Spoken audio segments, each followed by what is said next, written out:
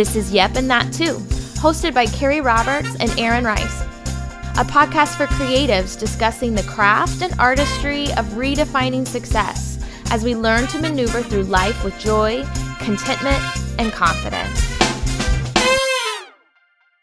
Hey everybody, welcome to Yep and That Too. I'm Aaron Rice with my spectacular, fantastic, amazing, talented.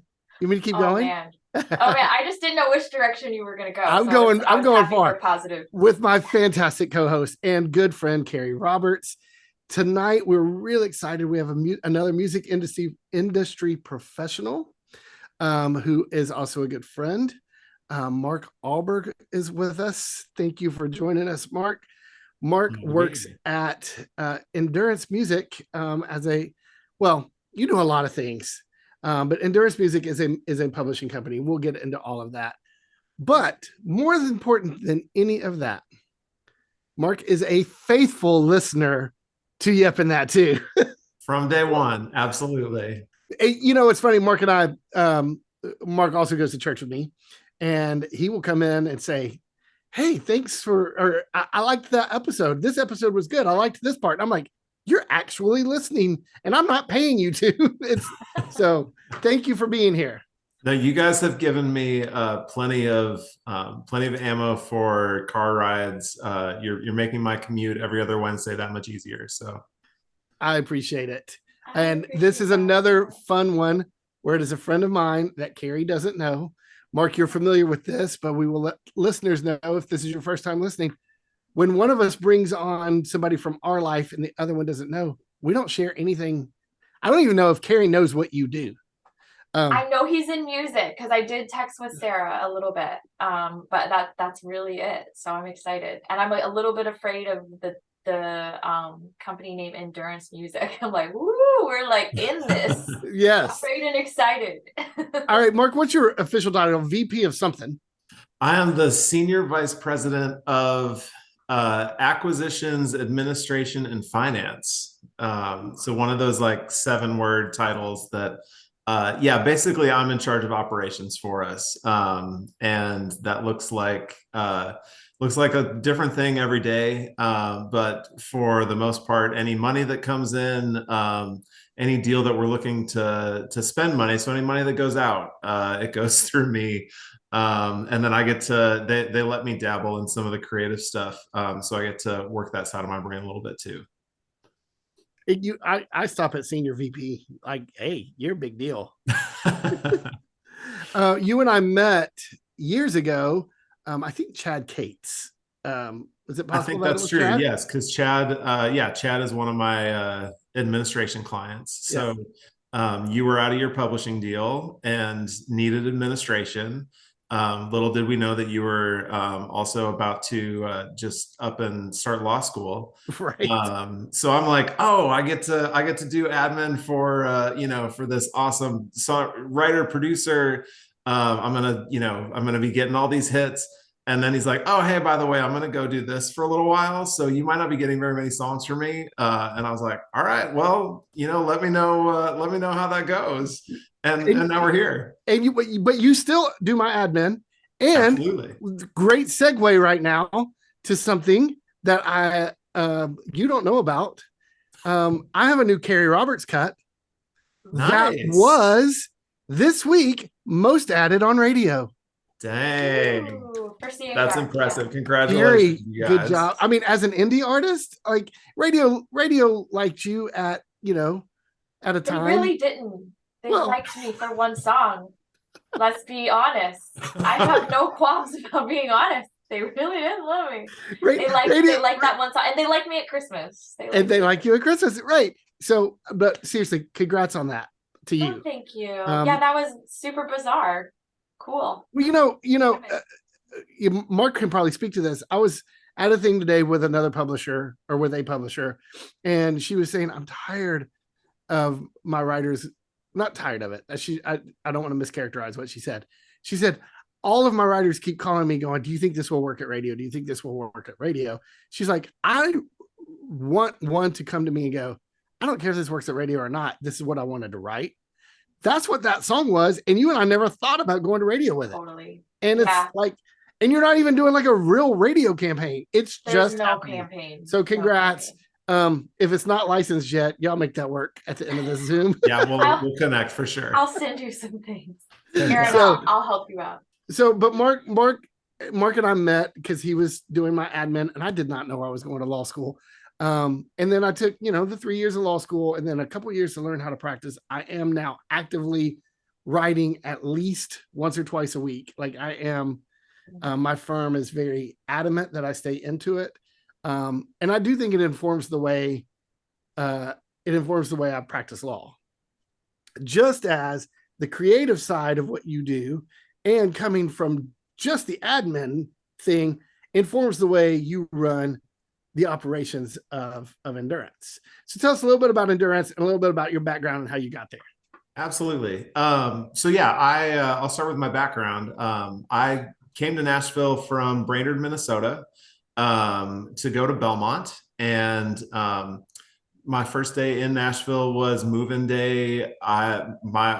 Belmont was the only school I applied to. I don't remember what it was, but at some point in my senior year, I had heard about music business being a thing that people could go to school for. And I thought, I like business and I'm pretty good with numbers, so I'll give that a shot. And then, spent a couple of years at Belmont, ended up being able to intern at Goatee Records and interned with Showdown Management, and just made a lot of great connections there. But getting out of school, it was really just a question of, I just need a job somewhere in the industry. And was fortunate enough to be able to go and work for an independent publisher in town. At the time, it was Big Loud Shirt. Now it's just Big Loud. But they had an admin team called Big Loud Bucks. And that's where I cut my teeth and really learned the actual nuts and bolts day to day of what it means to be a songwriter, what it means to be a publisher. And working with some of the best country songwriters and publishers in town. And so I was there for a couple of years. In 2010, I had the chance to start my own company. And so being the naive 20-whatever-year-old kid I was like, all right, I'm going to go and start and be self-employed. And so I did that. My company was called Amplified Administration. And I spent the next decade doing that. And so starting out, my goal was to be really super focused on writers and independent publishers, and quickly learned that being with independents meant that I needed to be able to handle labels and recordings and distributors and all that fun stuff. And so was able to kind of add those services to my company over time. And then in 2019, had the chance to help start Endurance Music Group. And so we have some money out of New York that is backing us, but it was basically they had been investing in music, and they came to me and to my partner, Michael Martin, who at the time was the head of creative for ASCAP Nashville. And they came to us and said, hey, we want to kind of ramp up, and we want to do more, and really be working actively with a roster of songwriters. And so we started signing writers, started doing acquisitions, and now we're 3.5 years in, and we have 14, soon to be 15 writers on our roster, and we've closed about a dozen or so deals at this point, maybe a few more than that. So yeah, I get to be a part of kind of all sides of the business, and it's a lot of fun. So for those who don't know, publishing and admin sometimes work together, or they always work together, but publishers, have an interest in the song and are actively exploiting the songs, or supposed to be actively exploiting the songs. I'll say that for you, Kerrie. Administrators, you're not actively exploiting the songs. You are just handling the business, the tracking of the money, the bringing it in, paying out what needs to get paid out, things like that. So that's what those are.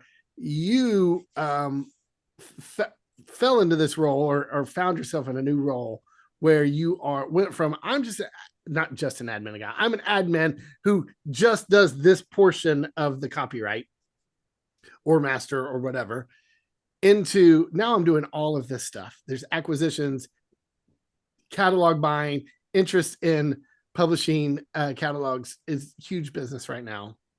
But you're also getting to actively think about, keeping my eye on this up and coming writer. This writer's out of a deal. They may need a deal. This, whatever. Absolutely. It's been a fun kind of journey and observation from me watching that for you. And then obviously I went to this kind of crazy, the conversations you and I have now are way different than 5 years ago. Different. Absolutely. Right. You know what I mean? Like, and so and we're talking about things that I never talked about before. I never talked about multiples on catalog sales or whatever. So I'm watching Kerrie just shake her head. It makes me twitch. It makes you twitch. I know, but it's good. Other people need to pay attention. Yes. Sure. I wanted to kind of give a little bit of the backstory. So how, being on the business side, and what this podcast is about, being on the business side for you as a businessman in music, what does success look like for you? I mean, I know probably in college it was, man, I'm about to intern with Goatee. I'm very familiar, obviously, with Goatee Records. I'm about to intern with Goatee. That feels like success. Like, what has success looked like for you all the way through every step of your career? Absolutely. Yeah. So when I definitely, in college, getting those internships, when I came to Belmont, my goal was I wanted to do A&R at Goatee coming out. And so being able to intern with the A&R team for a couple semesters was awesome. And so that was definitely, I felt like what years were that? What years was that? Was I there? I think we've talked about this. That was in, I think, 2006 and 2007, I believe. So they had already sold to Brentwood Benson. So I was still there, but yeah. Gotcha. Yeah. So I was under Sarah Marienthal and working with that whole team. Love Sarah so much. So yeah, and then I would say at Big Loud, really for me, success was really surviving and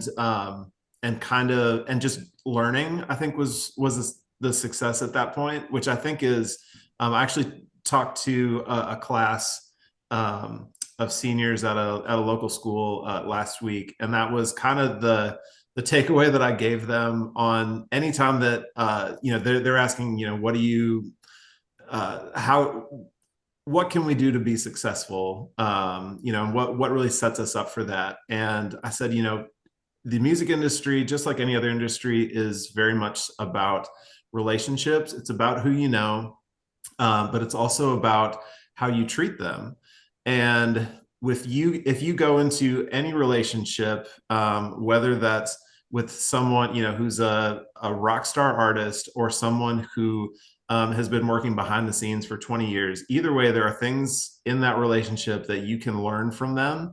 And if you go into it with the mindset of, I'm here to learn from you, not I'm here to take from you, or I'm here to draft off of your success, you're going to go a long way. And so I feel like that was, even once I started doing Amplified and being self-employed, there were all sorts of opportunities where I had the chance to work with, there's a Hall of Fame songwriter named Mike Reed.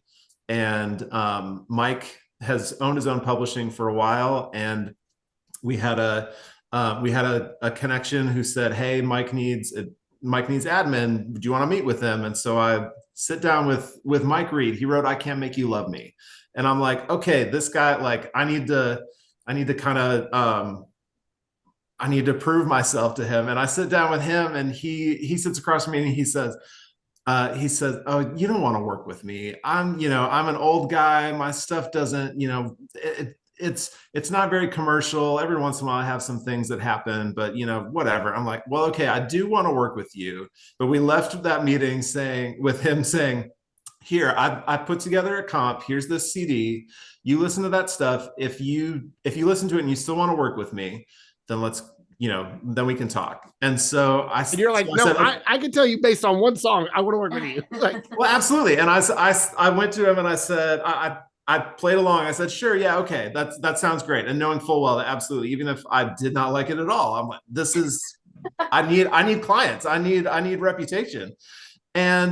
And then I put this CD in my car, and it sounds like I told him later it's like that Joni Mitchell Both Sides Now album that she did, where it's just someone coming in with so much experience and so much just the beauty of the lyrics. It's poetry to music.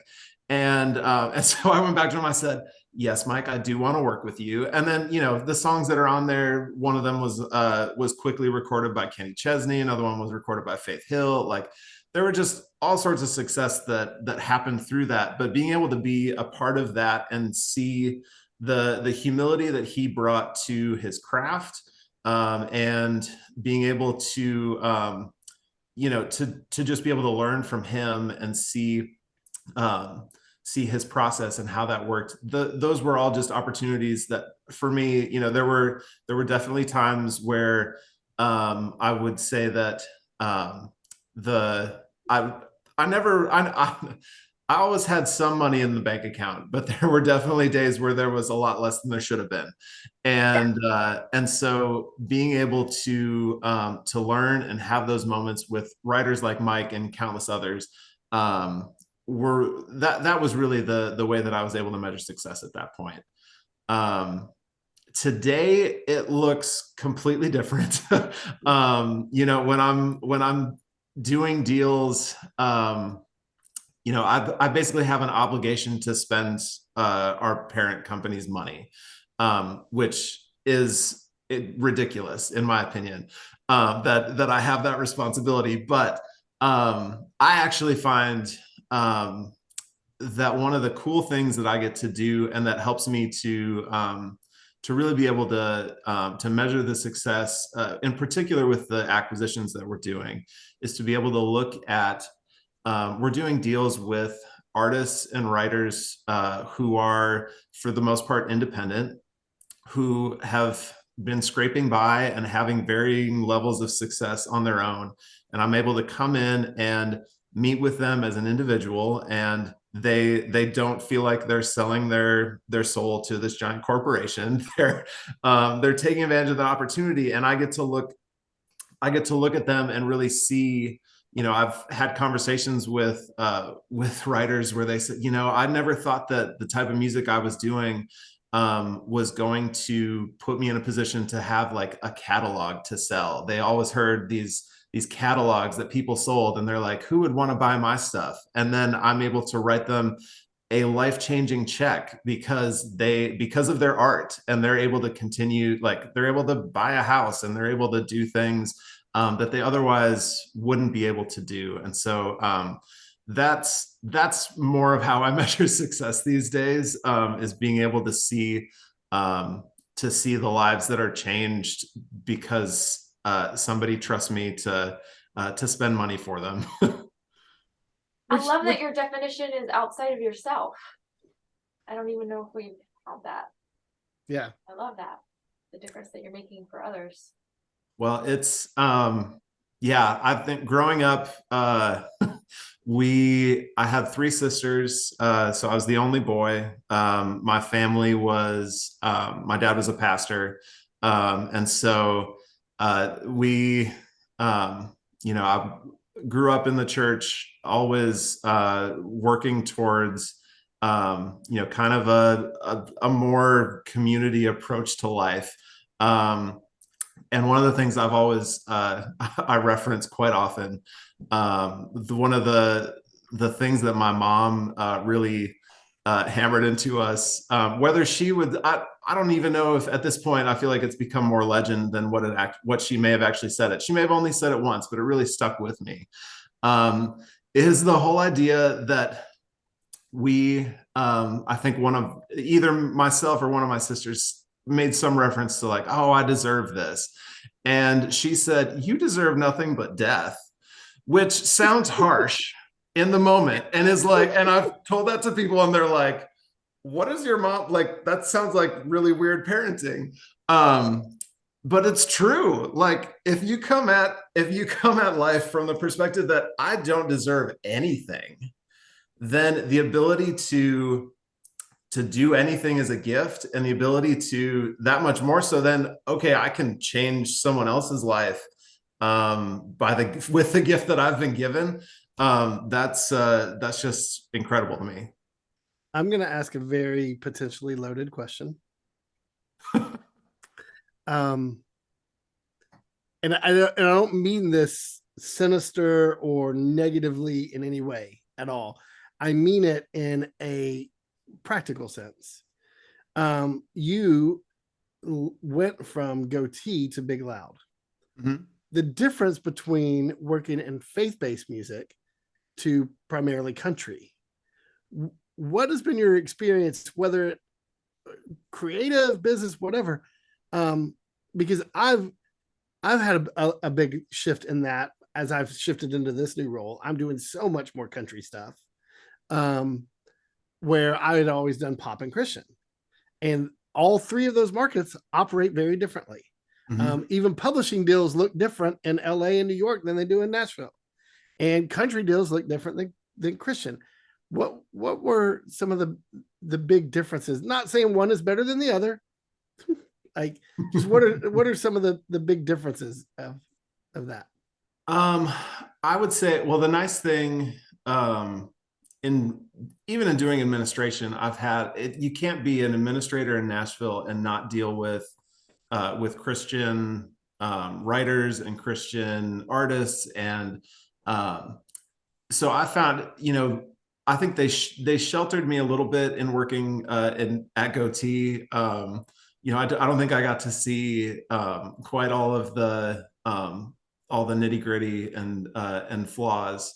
The scale of things is definitely bigger as you move out of the Christian bubble and into country and then into pop and so on. And so that just inevitably changes. There's more zeros on on checks. And with that, I think there does come a little bit more of a, I don't want to say attitude, because that's not the right word. But there's just a different, there's a different approach that I've seen in Christian versus country and pop. At the same time, the people, I feel like the people that I've dealt with are the same. Yeah. And they're all dealing with the same things. Oftentimes in the quote secular market, they're a little more open with their struggles because they don't feel like they have to hide them to put up some sort of facade. But I think the Christian writers and artists that I've dealt with have go through the same things. Mm-hmm. And they just maybe keep it a little bit more inside. So we actually have one of our songwriters is a guy named Clint Lagerberg, and Clint originally started in Christian music and now and kind of got burned out by it and shifted to country, and has had several hit songs at country radio, is producing always doing great things. But recently we've actually we've started setting him up with some Christian artist co-writes. And it's been great to see the way that he's been able to take what he's learned as a former Christian writer, and now coming back around to it. And he's like, what I don't want to do, I don't want to sit in a room and write fluff. And he brings that same with country. He doesn't want to write fluff country. So he certainly doesn't want to write fluff Christian music, because he recognizes that there's potentially eternal consequences to what they write on the page that day. And so the result that we've been seeing in the songs is just a vulnerability and an honesty that can sometimes be lacking in the Christian market. And so I'm hopeful. He's got one song that that's supposed to be a single here at some point with an artist, and I think he's got a couple more in the chamber too. So that's been exciting to see. I don't know if I answered your question, but that's No, I think you did. I think one of the things you said was about the idea of the facade in the faith-based space. It's funny, that space is the quickest to pull the trigger on cancel culture, like the absolute quickest, which absolutely. They should be the absolute slowest. But that's a soapbox I'm not going to get on right now. But I the same way. I've noticed it's the same thing. It's all an industry. It is all the same business. It's all dealing with the same business changes. The market is smaller, so the zeros are less, which also means the risks are less. Which can, in my opinion, dilute the creativity. Absolutely. So yeah, that's a big part of, there are you rarely see a country writer that decides, hey, I want to do some Christian music now. You will often see Christian writers who are like, okay, I want to graduate. I want to move up to doing country and pop. And I hate that it's seen as a graduation. Absolutely. Because there was a time a couple years ago, I had a song on Christian radio, country radio, and pop radio at the same time. 3 different songs. My process and skill level did not change when I went to any of those rooms, right? But it's seen as a graduation, mostly I think because of finances. Absolutely. And 100%. Because of the competition to get there. But I mean, we're very candid on here. 2 of my closest friends are Kerrie Barlow and Jamie Moore. We've signed our first deal as a trio. Like, I think, well, it wasn't Jamie's first deal, but it was mine and Kerrie's first deal. And we were signed as a team at Goatees Publishing, at EMAC. And then the 2 of them just blew up in country. And I'm like, oh, hey, see you guys. Y'all have fun. Invite me to your mansions, but they're able to take more risks. They're able to, whatever. And I'm happy with my path, but we've never talked about the difference there. We've talked about a little bit from my view when I'm dealing with contracts in those things, and like, man, the difference between Christian to country to pop to it, and even building to building, there's differences and nuances. Absolutely. So, Kerrie, you look like you're busting. No, I'm just thinking.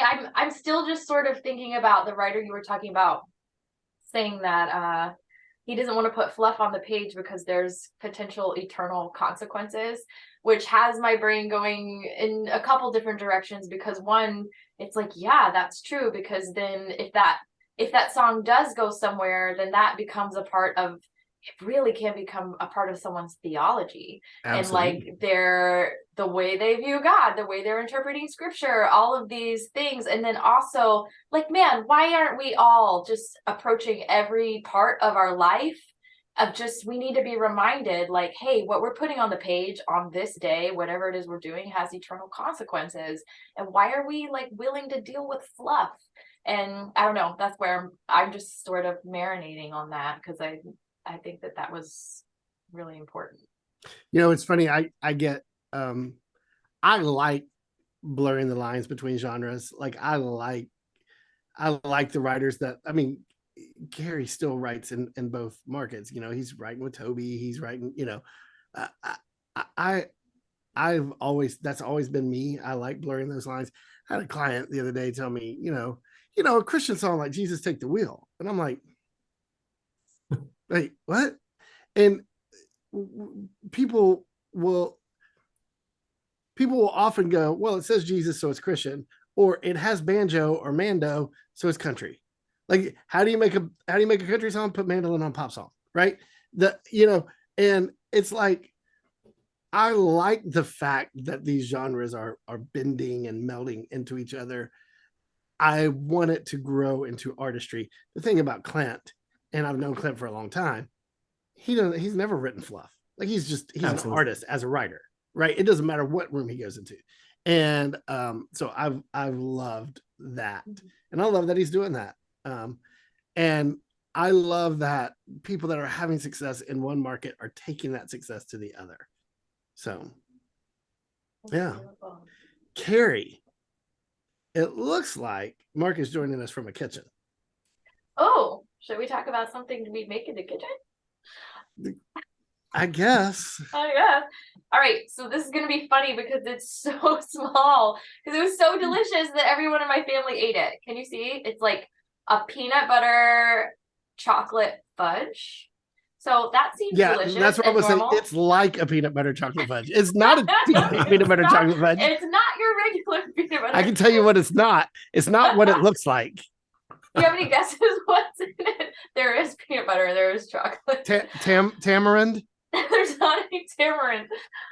So I think I've talked about before putting chickpeas in like a peanut butter chocolate chip cookie, right? And you were giving me grief, being like, oh, garbanzo beans, blah blah blah. Aaron, he's he's so funny. So anyway, you have the bottom base. So it's peanut butter. It's a sweetener. I use maple syrup and chickpeas. So you're getting protein and maybe like a little bit of flour, almond flour to thicken it up. But then you have the chocolate icing. And what gives the chocolate icing body is sweet potato. What? So my little girls, my husband, like they go crazy for this. And yeah, it's dessert and it's really not even that much sweetener because there's sweet potato in there. But it's peanut butter. It's a great fat. And then you have chickpeas and then you have sweet potatoes and chocolate. But we call that dessert at my house. So it's really good. Literally, I had like a whole thing that I was going to show and I went into the refrigerator. When I get ready for this segment, I literally just look around my counter and open my refrigerator and I'm like, what am I going to talk about? And this was all that was left. So I think you might like it. I would eat it. I mean, anything peanut butter and chocolate is my jam. So that looks delicious. This is not a frozen screen. This is silence. Yeah, I think that you would like it. You'd go for that. Yeah. I love it. That's Kerrie's creation. I love it. I got nothing. I got nothing. It's okay. So, Mark, as you are sort of defining success outside of yourself, how do you define success like within your own experience, within like your own house, your own business? Like what are you, as you imagine your future, like what is success that you would want to see maybe? So I would say that personally for me, success, I equate success with flexibility and with, I guess, freedom, for lack of a better word. But one of the big reasons why I decided to join Endurance and kind of go from being self-employed to working for somebody else was that the company being based out of New York, and not music people, they really relied on it. They said, we're hiring you because you know what you're doing. And so we're not going to micromanage you. And thankfully they haven't. And we felt, and both Michael and I felt confident in that early on. And so so what that has allowed me to do and given me the ability to do is to continue to volunteer at church, to continue to, it gives me the flexibility. I don't have to worry about, if I want to go and visit my family, if I want to, if I need to go to the dentist, if I need, anything like that, being able to kind of make my own schedule and being able to do the things that are important to me outside of work. That has been, that's a big reason why I made this move. And I would say it really has been, the way that I would, hope and plan to continue to be able to do this going forward. I definitely don't want, and I want the same thing for the employees that we have. I want them to be able to enjoy what they're doing as much as I do. And I want them to be able to also just enjoy their lives as much as I do. And that life hopefully includes a significant fulfillment found that's outside of the office. I love that because it's lifestyle based. And I think too, though, it took courage, right? I think there's so many people that think that, oh, that sounds so wonderful. Like I could never do that, but literally you had to make it happen and have the courage, the bravery to leave what you know and try something new. Which I is love seeing that. Yeah, which is something that we've all I've experienced that with my husband, Aaron, and his wife. It's literally my moment of inspiration for this week. Yeah. Okay, good. Well, so I mean, segue almost as if we planned it, and we really didn't. We really did not. If you listen to this, we don't plan anything. But it's literally my moment of inspiration. Almost a month ago, Sarah and I moved, and probably that whole process from conversation where Sarah stopped me coming. I came home one night. Sarah stopped me and was like, "Hey, what if we sold our house and moved over close to your office?" And I was like, "Wait, what? Like, where?" She's like, "I don't know." And I was like, okay, here's the thing you need to know about Sarah. Sarah hates change in general. She hates change. Sarah's a bit of a creature of habit. Sarah thinks before she does anything. So I know, and also I'm the complete opposite of all of those. I love change. I'm not a creature of habit, and I'm very impulsive and reactive. Or I should say, hopefully responsive, not reactive, but whatever.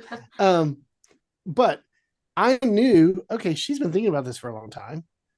I was like, okay, what are you thinking? What are you doing? And for different reasons in our life, it made a lot of sense. For a lot of people on the outside, wait, you're selling your house and going to move into an apartment with a 12-year-old? That makes zero sense to a lot of people. And it wasn't like, oh, we're liquidating a bunch of assets and we're going to invest in a Pizza Hut or whatever. Like, it was literally about our lifestyle, what works best for our family for a lot of reasons, on a lot of different layers. And, it's funny. I was thinking about this. We always have guests on who are like, my moment of inspiration is my wife or my family or whatever. Sarah's never been my moment of inspiration. And on here, she inspires me all the time. Pretty much everything I do is, how does this help my family? But this one was crazy inspiring because it was a lot of bravery and way out of her character. She likes comfort. She likes, she's the one that's like, I like the 401k. I like owning stuff and da-da-da-da. And she had taken so much time and kind of gone outside of herself to be brave for things that are just going to work better for our life. It's closer to my office. I can walk home after this. It's closer to where Addison dances 6 days a week. It's closer to Mark, so we can go to get dinner. It's literally, it changes so much about our life. It's more expensive and we don't own anything, but it's worth it for all the other things. So Sarah, and bravery and thinking through things and having the wisdom to think through all of those things before bringing it to me, because she knows that I've missed urban living. Like, she had me out in the country. There were cows in Nolensville. Seriously.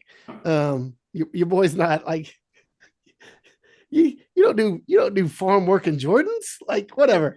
But she had all of those things, wise enough to know that she wanted to do it before she brought it to me. And so, yeah, my moment of inspiration was the bravery to do something that sometimes people just don't get. And making decisions that are about fulfilling your life and changing your lifestyle. I mean, we're farther away from my parents. We're, all of the things further away from church. But whatever. So that's it. That's my moment of inspiration for now. I love that. I can't remember how that segued. We were talking about lifestyle, like his view of future success all has to do with this freedom and lifestyle, and more about how you're living and enjoying your life. Goodness. Yeah. We can. And we love it. We absolutely love it. As you know. Good. Well, my inspiration ties in, it's not exactly, but very similar. And I'm going to talk about a plant. And Aaron's going to be shocked. So this is cranberry hibiscus. Like, I'd never even heard of this. It kind of looks like a red maple, but it's edible. It tastes lemony. It's sweet. Please eat that right now. My girls love to eat it. What?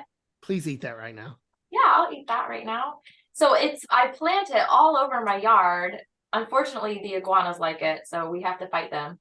But my girls love it, and they're all the time. They just walk around the yard. I mean, I have so much. I'm very into edible landscaping, so they're just like eating everything. People come over, they're like picky. They're like, "You want some?" People are just like, "Why are you feeding me your lawn?" But anyway, how it ties into this is, I heard this week this saying that we've all heard of, grow where you're planted, which there is, I don't know, there is merit to that, right? You have to make do with where you are.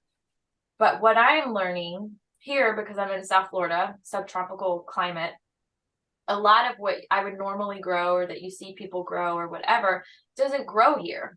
And I'm having to really relearn what to plant, what will flourish. I want to know like what will grow well. So for me, it's more about just having the courage of sometimes realizing like I'm in the place where I'm not growing, or I'm doing these things that aren't working, and I'm going to have the courage to just gain the knowledge to find those things that will flourish where I'm at, or leave and go where I can actually flourish. I want to do more than just grow. I want to thrive. I want to take over. I want to be like, if I take the plant metaphor too far, like the invasive species. I want to be, that's what I want to be.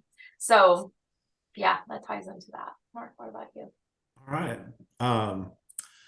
So my moment of inspiration for the week, when we a couple years ago, we did we made several acquisitions of songs and recordings that it's pop music that does well in film and TV. I want to avoid calling it sync music because there can be some stigma around that. But it's pop music that gets a lot of synchronization placement. So it gets used in ads, get used in TV shows and movies. And so through those purchases, we got to connect with a handful of companies that represent songs and recordings for those types of placements. And one of those I had an existing relationship with, but really got to work more with, is a company called Resonate Music. And so Wendy Duffy and Josh Kubley and their team have just been awesome for us. And it's been great to work with them, and fantastic to continue to work with them. But they just had their 8th anniversary. So since they're Resonate, they did a show at 3rd and Lindsley and had so many artists. I mean, it was like I wasn't able to stay for the whole time. I think it went for 5 hours. They were like 20 something different artists that came and did a couple songs a piece. But it was so cool to be there, even for just the segment that I was, to see just the variety of music in Nashville, but also the variety of music that a company like Resonate is able to work with. And everybody's up there just talking about their journey and how inspired they were by working with Resonate, and the placements that they got. And they're like, oh, this was in this show, or this was in this trailer for this movie. And And so yeah, the being there that night and hearing all those stories and just reflecting on the amount of work that we've been able to do with them, that's been inspiring for me this week. Awesome. I love Resonate, and I love when companies like I said earlier, when they get to do a variety of stuff. So absolutely. Thank you for being on. Thank you for also being a loyal listener. Hey, I am You thrilled. really Who would have thought that I would be where I am right now talking to you guys. This has been a treat for me too. It's been really fun. My question is, as we're about to sign off this episode, when you dreamed 3 weeks ago about being on Yep and That Too, did you get to say whatever it is you wanted to say on Yep and That Too? Oh, is there anything that you're like, man, I want to say this, whether it be about defining success or to the up and coming songwriter, anything? What would you want to? Man, that's tough. Or did you say, hey, I've already said my piece? I feel like I got to say my piece. I had a whole joke on the front end that I was going to say that I was going to pretend that I didn't know what was happening and that I thought this was an improv thing where I was just supposed to yes and all this stuff. But then you went on about how I had already listened, so I didn't want to lean into that. So what's funny is I saw him last Thursday and Friday night, and I don't remember which night it was, but you were like, hey, so next Thursday, am I just coming to your office? And I was like, what are you talking about? A, I forgot we were recording tonight. B, I didn't know he was coming on because Sarah's booking the guests now, which props to Sarah. Sarah has taken the producer hat and run with it. But I was like, you're like, I'm coming on your podcast. I was like, oh, no, we're going to Zoom. Thank you so much for being here, Kerrie. It was so nice meeting you. I love your I love your calmness and your wisdom, and I really enjoyed meeting you. So thank you for giving us time. Absolutely. And thank you all for listening. Once again, we are Yep and That Too. Bye, guys. Thank you for listening to Yep and That Too, a podcast for creatives. Yep and That Too is hosted by Kerrie Roberts and Aaron Rice, co-produced by Sarah Rice and Maven Media Productions. Follow us on Instagram and Facebook at Yep and That Too Podcast with new episodes every other Wednesday.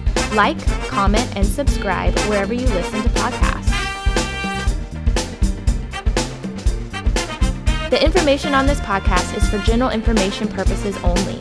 Nothing in this podcast should be taken as legal advice for any individual case or situation. This information is not intended to create, and receipt of or listening to does not constitute an attorney-client relationship.